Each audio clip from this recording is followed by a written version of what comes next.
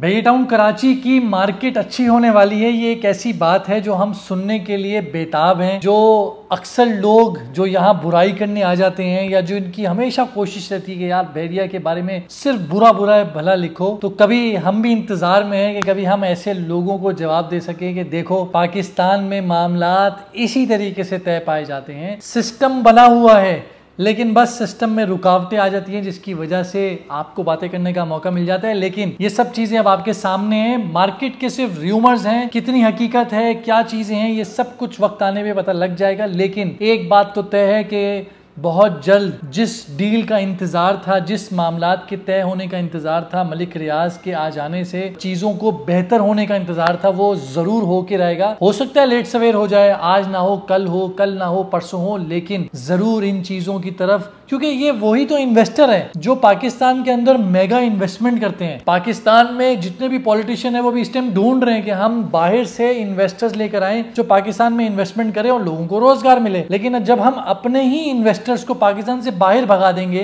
तो बाहर से कैसे कोई आ सकेगा। तो इसलिए देर आए दुरुस्त आए, पता नहीं आए भी या नहीं आए, ये आने वाला वक्त बता देगा। लेकिन अच्छी बात है जिन जिन लोगों की प्रॉपर्टीज भैया टाउन कराची में मौजूद है, इंतजार कीजिए। हो सकता है जो इन दिनों में इस नैब के नोटिस, एसबीसी के नोटिस की वजह से मार्केट रिवर्स हो रही थी, चीजें फ्रीज हो रही थी, ये सब चीजें जो हैं वो वापस से पलटना शुरू हो जाए तो वो जो एक कस्टमर्स का बाइंग करने वाले का जो एक कॉन्फिडेंस है वो बहाल हो जाएगा। तो लोग जो है वो फिर अच्छे रेटों पे चीजें बेचें। असल मजा तो तब आता है जब सामने वाला बंदा प्रॉफिट में चीज बेच रहा हो, वो भी खुश हो, खरीदने वाला भी खुश हो कि यार खुशी से कहे कि हाँ यार एक अच्छी चीज ले रहा हूं, इंशाल्लाह इसका रेट और बढ़ेगा। लेकिन यहाँ तो ट्रेंड ये है कि बेचने वाला भी रो रहा है, खरीदने वाला भी रो रो के खरीद रहा होता है कि यार बड़ी बुरी मार्केट है यार, ये तो यार मैं अभी भी महंगा खरीद रहा हूँ, 50 लाख की चीज कोट कर रहा हूँ, इतनी गिरी हुई मार्केट में जिसमें सेलर की चीखें निकल रही हैं। वहां बायर कहते हैं नहीं यार देखो 40 लाख में तो हो यार, देखो कुछ तो नफा हो। तो इसलिए मजा इस मार्केट में नहीं है, असल मजा तब है जब लोगों को नफा हो, सब कमाएं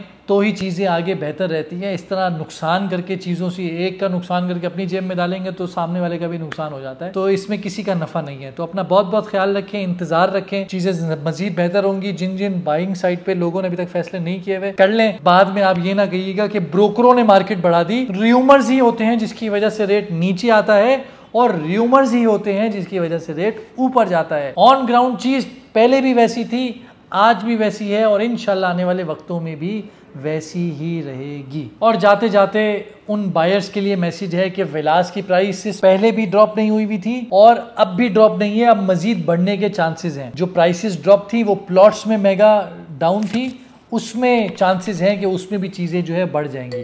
तो फैसला आपका है, आपको विला की तरफ जाना है या आपको प्लॉट की तरफ जाना है। लेकिन जो भी फैसला करना है जल्द से जल्द करें ताकि आप लोग भी नफ़ा कमा सकें, जिसकी हम हमेशा बात करते हैं।